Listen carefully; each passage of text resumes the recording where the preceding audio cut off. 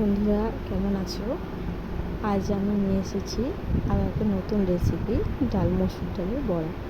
তার জন্য ডালগুলো আগে ভিজে রেখে দিয়েছিলাম বিকেলবেলা, রাতে করবো বলে।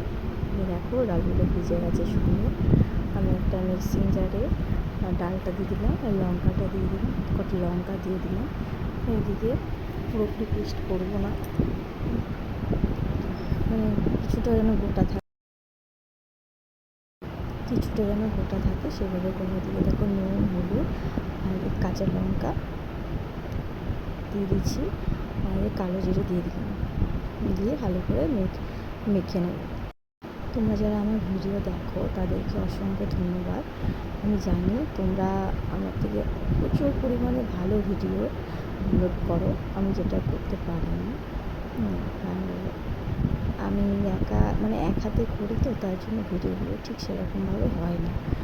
এদিকে দেখো, তেল কড়াই বসিয়ে দিয়েছি, তেলটা গরম হয়ে গেলে এসব বড়াগুলো আস্তে আস্তে ভেজে নেব।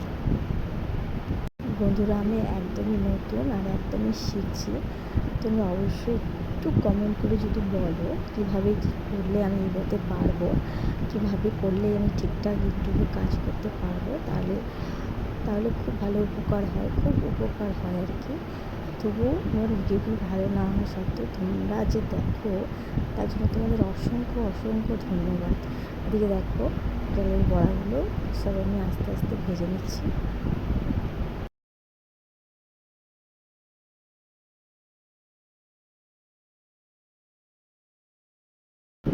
এপিট ওপিট দুপিট ভালো করে ভেজে নেওয়ার পর দেখো গোল্ডেন কালার চলে এসছে।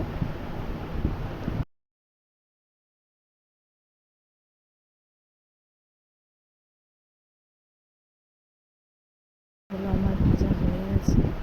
ভাজার পর একটা একটা শুকনো লঙ্কা আমি ভেজে নেব, কারণ এদিকে আমাদের আলু সেদ্ধ মাখবো।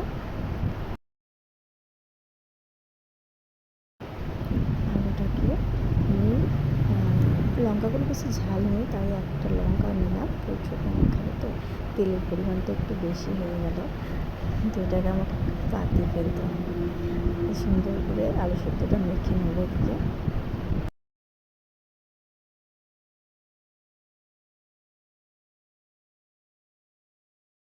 দেখো, আলু সেদ্ধটা মাখা হয়ে গেছে।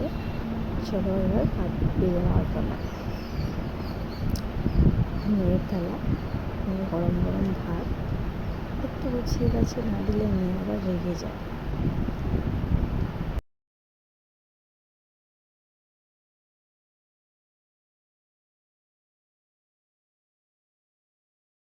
সুন্দর করে গুছিয়ে নিলাম, আলু সেদ্ধটা দিয়ে দিলাম, সঙ্গে দিয়ে দিলাম আমাদের আজকের রেসিপি মসুর ডালের বড়া।